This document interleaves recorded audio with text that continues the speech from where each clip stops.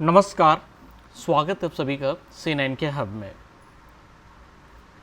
सबसे पहले तो आपसे माफ़ी चाहेंगे, कुछ तकनीकी कारणों की वजह से 3 से 4 दिनों में हमारी क्लास नहीं हुई थी।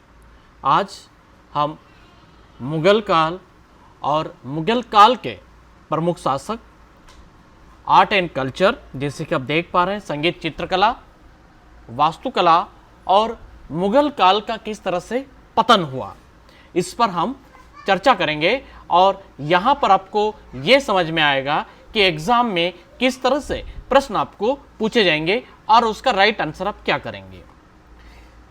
आपने अब तक कुतुम्बिक ऐबक को पढ़ा और ऐबक के बाद अब शुरुआत करेंगे, हम मुगल काल में एंट्री करेंगे और बात करेंगे बाबर की। एक मूवी भी आई है द बाबर्स, आपने देखी होगी, बट वहां पर कोई प्रमाणिकता नजर नहीं आती। स्रोत जो है वह वेरीफाइड होना चाहिए और उसी के आधार पर प्रश्न पूछे भी जाते हैं। आप यूपीएससी की तैयारी करें या फिर आप एमपीपीएससी की तैयारी कर रहे हो। सबसे पहले हम चर्चा करते हैं बाबर की। बाबर का जो समय काल था वह 1526 से 1530 ईस्वी तक का था। इसके पहले मैं आपको अलाउद्दीन खिलजी, इन सभी शासकों के बारे में पढ़ा चुका हूं। मुगल वंश का संस्थापक किसको कहा जाता है? अगर एग्जाम में आपसे क्वेश्चंस पूछा जा रहा है तो आप यहां पर आंसर करेंगे बाबर को। बाबर जो कि मध्य एशिया में स्थित फरगना का शासक था। ये भी याद रखना है कि इसका जो रूल एरिया था वह कहां का था? फरगना का था। बाबर के पिता जो थे वह उमर शेख मिर्जा थे और माता कुतलुक निगार खानम थी। अपने पिता की ओर से ये तैमूर लंग यानी कि तैमूर तुर्क था और माता की तरफ से इसका जो ब्लड रिलेशन था वो चंगेज खान यानी कि मंगोल वंश से संबंधित था। ये बाबर ने भारत पर पहला आक्रमण 1519 में किया, परंतु उसका महत्वपूर्ण अटैक जो होता है वह 1526 में होता है। 2 तिथियां आपको यहां पर नोट करनी है। पहला अटैक 1519 और महत्वपूर्ण अटैक की अगर हम बात करें तो वह है 1526।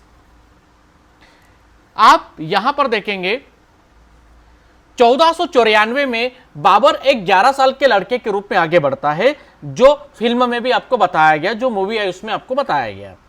लेकिन जल्दी ही उसने खुद को अपने इस पर तैयार किया और उज्बेक प्रमुख शिबानी खान से उसको खतरा हो गया था। शिबानी का भी यहां पर उल्लेख आपको देखने को मिला होगा। ठीक है, मूवी में बताया जाता है कि शिबानी खान क्या करता है। शिबानी खान क्या करता है कि बाबर की बहन से शादी करता है, खान जहां से। ओके, तो शिबानी खान एक मजबूत शासक था उस समय जब बाबर एक्टिव हो रहा था। तो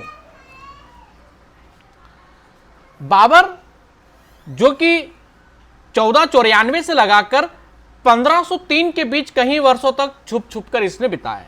कुछ समय यह फरगना में रहा और खुद को बनाए रखने के लिए यह समरकंद को पुनः प्राप्त करने की कोशिश करता है। किसको? समरकंद को। बात आ जाती है दोस्तों 1504 की। उत्तर पश्चिमी वाला क्षेत्र था।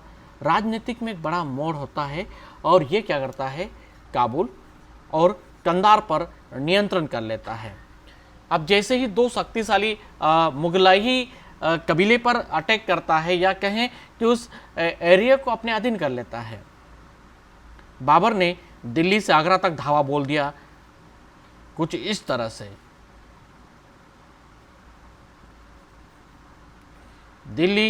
दिल्ली से आगरा, जहां उसका पहला कार्य था फारसी शैली में एक बगीचा बनवाया। याद रखना है, आगरे में।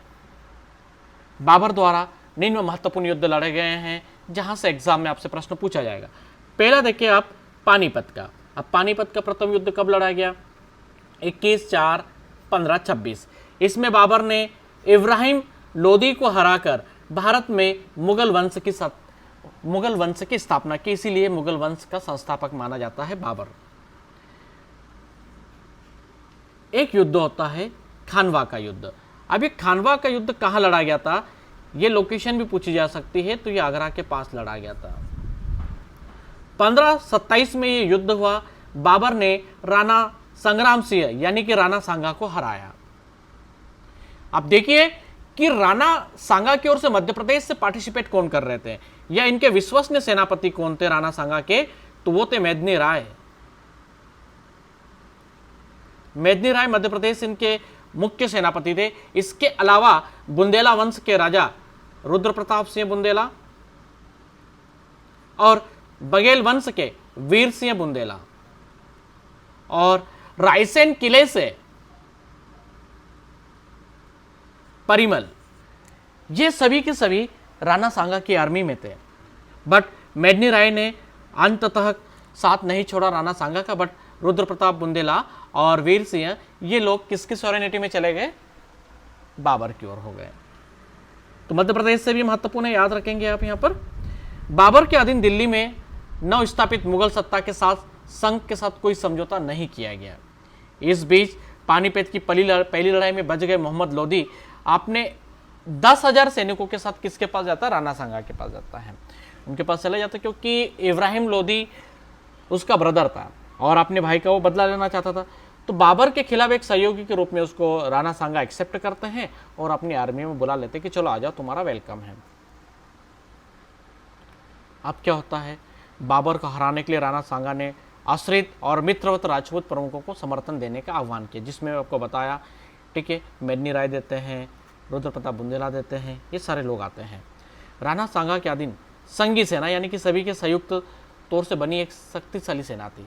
इसमें 80,000 घोड़े और 500 हाथी शामिल किए गए। बाबर के खिलाफ एक महासंगठन तैयार हो गया।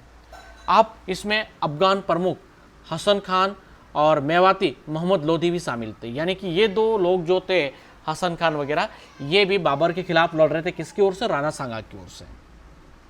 राणा सांगा की इतनी विशाल सेना को देखकर बाबर भड़क गया और मुगल सैनिक भी भड़क उठे अपने विवादित सैनिकों का मनोबल बढ़ाने के लिए, जो कि टूट चुके थे। तो बाबर एक भड़काऊ भाषण देता भाई साहब यहाँ पर, और भड़काऊ भाषण क्या था, कुरान की प्रतिज्ञा लेने का एक प्रेरित मैसेज देता है। इसका सैनिकों पर तत्काल प्रभाव पड़ता है और वो मैदान नहीं छोड़ते हैं।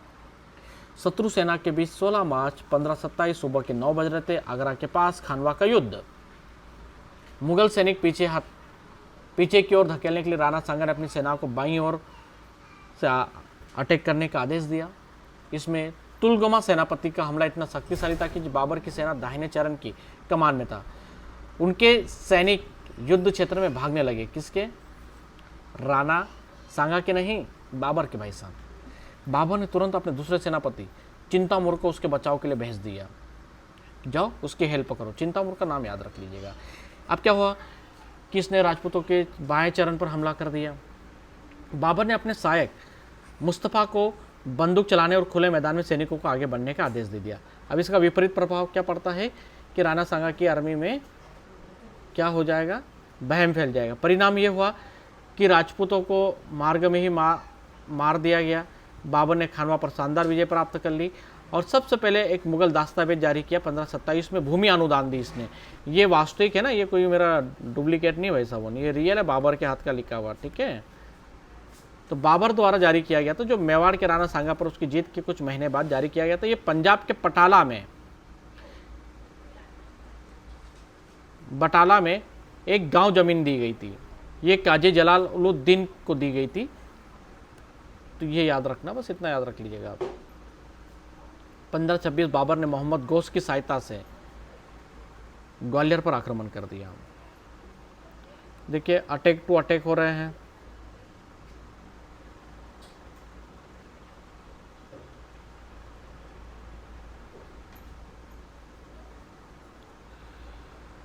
अब देखिए इसने ग्वालियर पर अटैक किया। गोश मोहम्मद इसकी मदद करते हैं, ठीक है। और जब बाबर यहाँ पर आया तो बाबर ने इसको क्या नाम दिया, पूर्व का रत्न और उत्तर का प्रवेश द्वार ग्वालियर किले को। चंदेरी का युद्ध होता है 1528 में। और 27 का जो बैटल हुआ था 1527 का, उसमें जो रणनीति बनाई गई थी वो यहीं से बनाई गई थी 1526 से, है ना। गोश मोहम्मद यहाँ पर मदद करते हैं। अब चंदेरी का युद्ध होता है तो बाबर ने मेदिनी राय को यहाँ पर पराजित कर दिया। और जौहर होता है यहाँ पर, राजपूत राणा सांगा के सहयोगी ने मालवा का राजपूत सरदार मेदिनी राय, चंदेरी जब उस समय का स्वतंत्र शासक हुआ करता था। मेदिनी राय क्या है कि मेदिनी राय पर ही इसलिए अटैक करता है क्योंकि मेदिनी राय उसके सेनापति के तौर पर लड़ते हैं राणा सांगा के, इसलिए वो यहाँ पर अटैक कर देता है और बदला लेने की भावना रखता है। ये बाबर की चंदेरी विजय 1528 को होती है। ये शाम के समय पर अटैक किया गया था राजपूत महिलाओं के द्वारा। यहाँ पर एक जौहर किया गया जिसको जौहर सम्मान स्मारक भी कहा जाता है। एक एग्जाम में क्वेश्चन भी आता है। जौहर कुंड किया गया था। यहाँ पर 800 राजपूत रानियों ने जौहर किया था। ध्यान दें कि प्रतिहार राजवंश से संबंधित थे, मेदिनी राय। अगर राजवंश नहीं पता है तो मैं बता दूं यहाँ पर प्रतिहार। ठीक है बेटा। चंदेर का किला, ये एग्जाम में क्वेश्चन आता है कि चंदेर का किला कहाँ है या किसने बनवाया, कब का है। ओके, अब ये कौन सी पहाड़ी पर है, तो दिग्दो नामक पहाड़ी पर बनाया गया। ये पहाड़ी जरूर याद रख लेना, एग्जाम क्वेश्चन पूछे जा सकते हैं। ठीक है, यहाँ पर भी खूनी दरवाजा है। इसके बाद होता है घाघरा का युद्ध 1529 मोहम्मद लोदी के खिलाफ, जो कि इब्राहिम लोदी का भाई था और अफगानों के संगठित करके वो लाया था। पर यहाँ पर बाबर क्या है, इसको भी मौत के घाट उतार देगा। तो बाबर की एक ये विजय हो जाती, तो आप पढ़ते ही हैं एग्जाम में। ठीक है, तैयारी जब करते हैं ट्रिक बना 1527 खानवा, 1527 खानवा, 1526 से लगाकर आप पढ़ते हैं ऐसे, है ना। बाबर ने तुर्की भाषा में अपनी खुद की आत्मकथा लिखी। अब ये आत्मकथा कौन सी थी, तुज्जक ये बावरी, इसको बाबरनामा कहते हैं। बाबर की मृत्यु जो है 1530 में आगरा में हुई। अकबर ने बाबर का मकबरा आगरा से काबुल स्थानांतरित कर दिया। और बहुत से आपको ये बताते हैं कि शेरशाह सूरी ने किया था। भाई शेरशाह सूरी तो इनका प्रतिद्वंदी था, तो वो कहाँ से करेगा, राइट। इतना प्रेम कहाँ बरस रहा था शेरशाह सूरी का इन लोगों पे, हैं, क्योंकि हुमायूं को तो पछाड़ता है शेरशाह सूरी, भगाता है हुमायूं को मार मार के। 2 युद्ध होंगे जो आगे पढ़ेंगे आप। तो भाई साहब ये जो इसकी जो कब्र है जो काबुल में इस वक्त ये आप देख पा रहे हैं यहाँ पर स्थानांतरित की थी, अकबर ने की थी। बाबर के अलावा जहांगीर का मकबरा भी बाहर है, शाहदरा लाहौर में, बहादुर शाह जफर का यांगून बर्मा में। यानी कि 3 ऐसे मुगल शासक रहे हैं जिनके मकबरे, मृत्यु तो भारत में परंतु उनके मकबरे जो है बाहर बनवाए गए। बाबर ने भारत में पहली बार बारूद तथा तोपखाने का प्रयोग शुरू करवाया था। ये भी याद रखना है, एग्जाम में क्वेश्चन आएंगे ऐसे। आप बात करते हैं दादा हुमायूं की। हुमायूं 1530, 1540, 1555, 1526 2 तिथियां बहुत महत्वपूर्ण है। हुमायूं ने राज्याभिषेक के बाद अपना राज्य 3 भाइयों को सौंप दिया। इसकी सबसे बड़ी भूल थी कामरान को, अस्करी को और हिंदाल को, इन तीनों भाई में बांट दिया। ये सबसे बड़ी इसकी मूर्खता वाला काम था कि भैया राज सिंहासन पर तो बैठे तुम, बट राज सिंहासन पर बैठने के बाद भी आप क्या कर रहे हो, यहाँ पर इसको बांट देते हो आप। हुमायूं ने दिल्ली के निकट दिन पनाह नगर की स्थापना की, है जरूर याद रख लीजिएगा। अब इसका क्या है, प्रमुख शत्रु जो था वह शेरशाह सूरी था, जिसने उसे चौसा के युद्ध में 1539 में पराजित कर दिया था। और 1540 में कन्नौज बिलग्राम में ये युद्ध होता है। फिर इसको बाहर की ओर भागना पड़ता। अब इनके देखिए, हुमायूं को मदद देते हैं बघेल राजवंश के शासक। अब बघेल डायनेस्टी कहाँ रूल करती है, मध्य प्रदेश में रीवा में करती है। इस आधार पर हुमायूं का शासनकाल 2 चरणों में विभक्त किया। प्रथम चरण अपन देखेंगे 1530-1540 में। अब द्वितीय देखेंगे 1555 और 1556। निर्वास काल के दौरान हुमायूं अमरकोट में रहता है, राणा वीरसाल के यहाँ, और यहीं पर जन्म होता बाबा अकबर का। ठीक है, ये अमरकोट में होता है, जो अमरकोट वर्तमान में कहाँ पड़ता है, पाकिस्तान वाले पार्ट में पड़ता है। और अंत ईरान शाह के यहाँ भी ये रहा।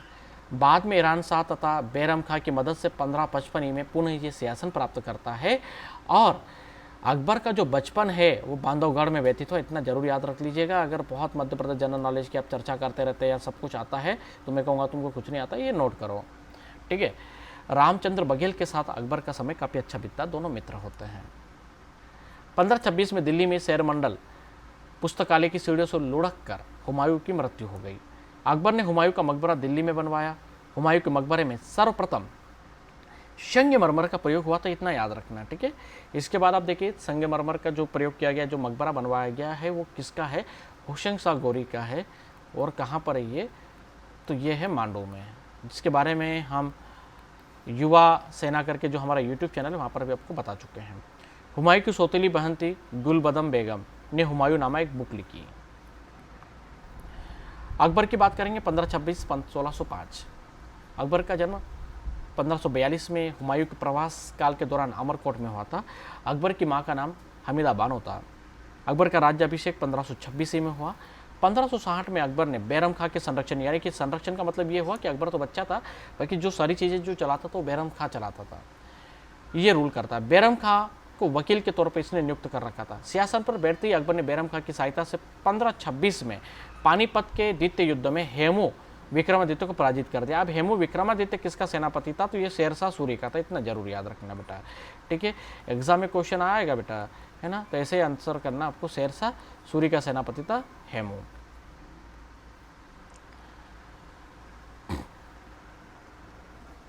तो हेमू एक महान सेनापति था, एक बड़ी क्षमता थी उसमें, शेरशाह सूरी के अधीनस्थ था, वो भरोसेमंद उसके जनरल में एक हुआ करता था, तो उससे बदला लिया गया। पानीपत में हेमू की सेना की मुगल सेना के बीच बैरम खां की अगुवाई में एक भयंकर युद्ध होता है, और इस युद्ध का परिणाम ये होता है कि पानीपत की दूसरी लड़ाई के तौर पर भी इसको जाना जाता है। ठीक है, 13 साल का अकबर उसको हेमू को मरवा देता है। यहाँ पर बस इतना याद रखना, ज़्यादा कुछ नहीं है, आप यहाँ पर इतना ही देखें इसको। तो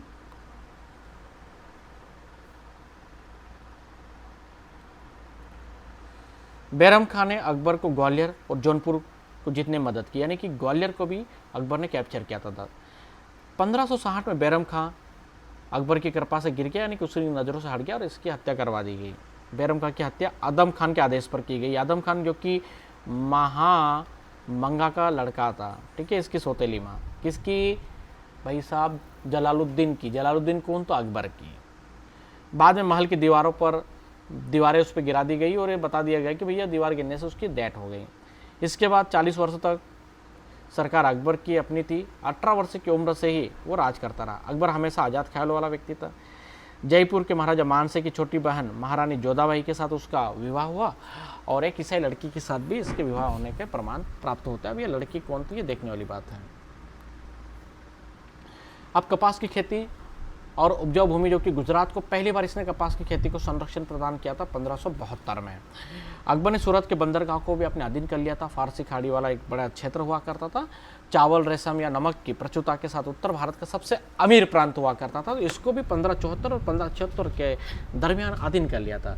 काबुल में अकबर के भाई मोहम्मद हकीम के द्वारा इस्लाम और आभासी विद्रोह याद रख लीजिएगा आप, है ना, विद्रोह का नेतृत्व हुआ था, जो कि 1580 में हुआ था, लेकिन जल्द ही 1581 में इसको कुचल दिया गया। इसके बाद अकबर जीवन भर अछूता रहा, यानी कि उसके भाई से मुलाकात नहीं करता। अगले 24 वर्षों के दौरान दीन इलाही पद के रूप में इसने इसको विकसित किया, एक धर्म चलाया।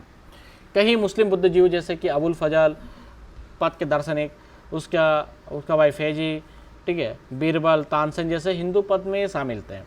अकबर के नवरत्नों में देखो, प्रसिद्ध नौ व्यक्ति थे। बीरबल थे, मानसिंह थे, फैजी थे, डोडरमल था, अब्दुल रहमान खान खाना था, अबुल फजल था, तानसेन था, भगवान दास था, मुल्ला दो प्याजा था।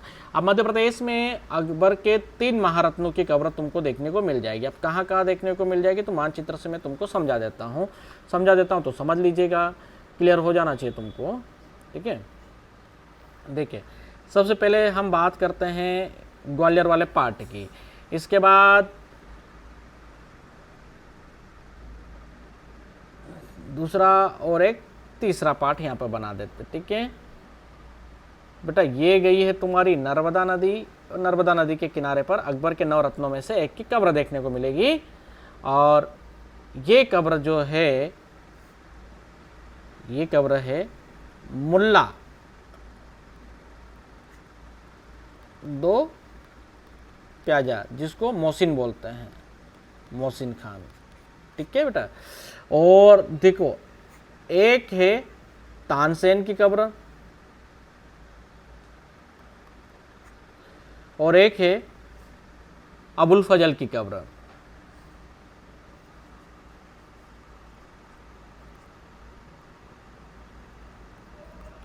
तीन कब्रें हैं यहाँ पर, क्या याद रखोगे, मध्य प्रदेश में 3 कब्रें हैं अकबर के 9 रत्नों में, जिसमें से देखो अब्दुल रहमान खान खाने जो थे,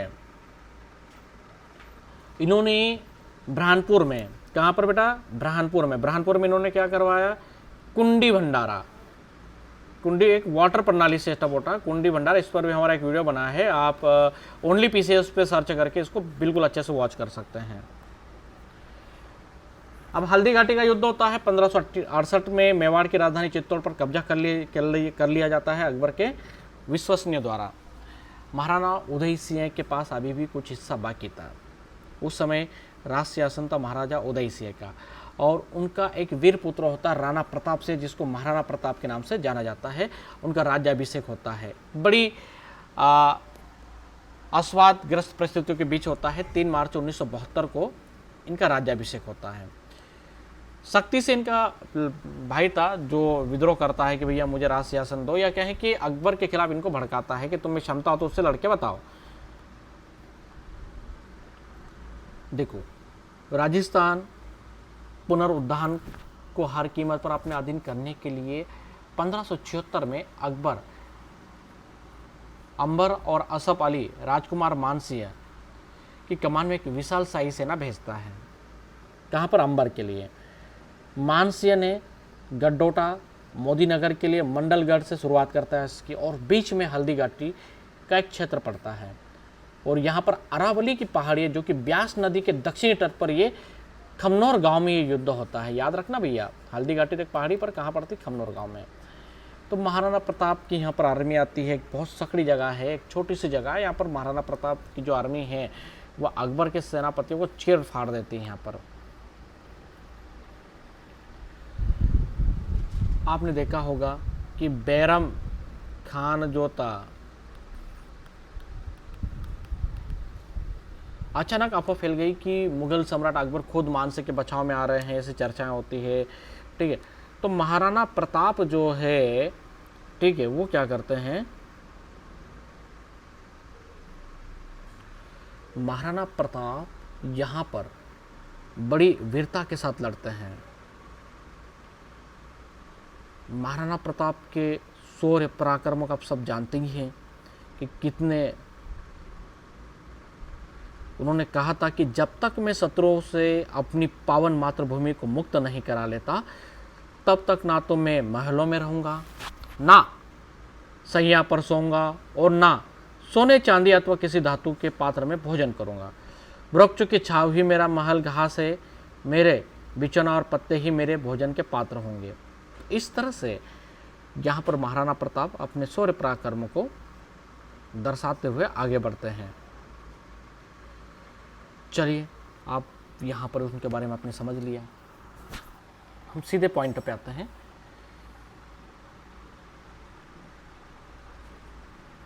राणा मानसिंह अपने भाले के साथ निशाना लगाने के लिए हाथी पर सवारी करता, हालांकि निशाना चूक गया।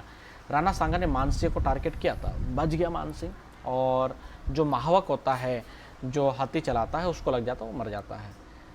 चेतक के बारे में आपने सबने सुना होगा, महाराणा प्रताप का एक पसंदीदा घोड़ा था, अपने मालिक को युद्ध के मैदान से बाहर लाता है, परंतु चेतक को चोट लग जाती है, वो गिर जाता है। यही चेतक की चोट की वजह से महाराणा प्रताप हताश हो जाते हैं और वह मुगलों के अधीन हो जाते हैं। हालांकि अभी इसकी युद्ध कौन जीता इसकी कोई भी पुष्टि अभी नहीं हो पा रही, क्योंकि इतिहास में अभी शोध है।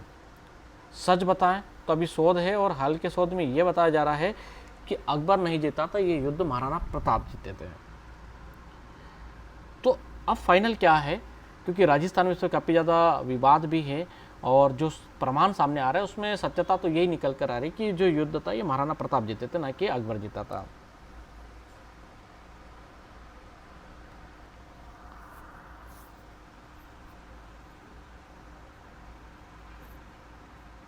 देखो, अकबर ने एक हिंदू मंत्री राजा डोडरमल को भूमि सुधारक के तौर पर भारत में स्थापित किया, और इन्हीं का एक नवरत्न जो डोडरमल था उसके द्वारा एक सर्वेक्षण किया गया। अखंड भारत का केंद्र बिंदु बरसाली बैतूल निकाला गया। कहाँ पर? मध्य प्रदेश वाले पार्ट में, हमारे यहाँ पर। ठीक है, तो अखंड भारत का केंद्र बिंदु यहाँ पर निकाला गया था, इस तरह से कुछ। तो ये जरूर याद रखना है।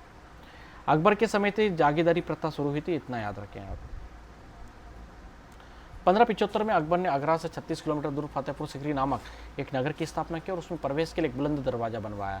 बुलंद दरवाजा अकबर ने गुजरात जीतने के उपलक्ष्य में बनवाया था। अकबर ने इसी वर्ष फतेहपुर सिकरी में धार्मिक परिचर्चाओं हेतु इबादत खाने की स्थापना की थी। इसमें सभी धर्मों पर चर्चा की जाती थी। 1582 में अकबर ने सभी धर्मों के उत्तम सिद्धांतों को लेकर तौहीद ए इलाही या दीन ए इलाही नामक नए धर्म की स्थापना की, जो सक्सेस नहीं हुआ इसका। अकबर के पुत्र सलीम के विद्रोह के कारण अकबर के अंतिम दिन दुख भरे बीते। देखिए, सलीम के बारे में आपको डिटेल जो पढ़ने को मिलेगी वो बुंदेला राजवंश में अच्छे खासी पढ़ने को मिल जाएगी। इसलिए मिल जाएगी कि देखो, यहाँ पर जो थे वीर सिंह बुंदेला जो सपोर्ट करते हैं जहांगीर को, और जहांगीर के आदेश पे ही अकबर के जो विश्वसनीय या कहें कि प्रिय नवरत्न जो थे अबुल फजल की हत्या की जाती है ओरछा के महल में, जिसको वन नाइट महल भी कहा जाता है, जहांगीर महल भी कहा जाता है। और उसकी जो कब्र बनाई जाती है वह अत्री करके जो ग्वालियर वाला पार्ट है, कहें कि ग्वालियर शहर में ही पड़ता है आप, तो वहां पर है ग्वालियर के अंदर, जो अभी आपको बताया अबुल फजल की कब्र। इसके अलावा 1605 में अकबर की मृत्यु हो गई और अकबर के मकबरे का निर्माण जहांगीर के द्वारा आगरा के निकट सिकंदरा नामक स्थान पर करवाया गया, जो बहुत महत्वपूर्ण आपको याद रखना है। आप बात करते हैं अकबर का दक्षिण अभियान, और अभी हाल ही में कुछ महीनों पहले यहाँ पर आसिरगढ़ पे मेरा रिसर्च हुआ है, तो आसिरगढ़ का जो रिसर्च है, जो एक वीडियो जारी होगा उसको देखना आप ना भूलें। 1561 अकबर के सेनापति आदम खान ने सारंगपुर पर आक्रमण कर दिया। इस दौरान बाज बहादुर सारंगपुर से भागकर इस किले में शरण लेता है।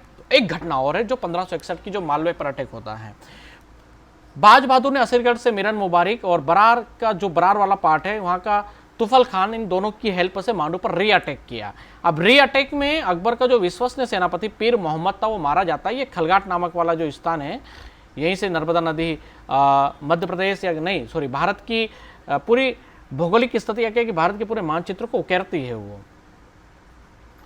तो यहां पर याद रखना है खलघाट महत्वपूर्ण है। अकबर ने असीरगढ़ किले को जीतने के लिए 1599 में ब्रहानपुर की ओर कूच किया, और ये कुछ कहां से किया गया तो ये जरूर याद रखना है। तो मांडू से अभियान हुआ था, ये जरूर याद रख लीजिएगा।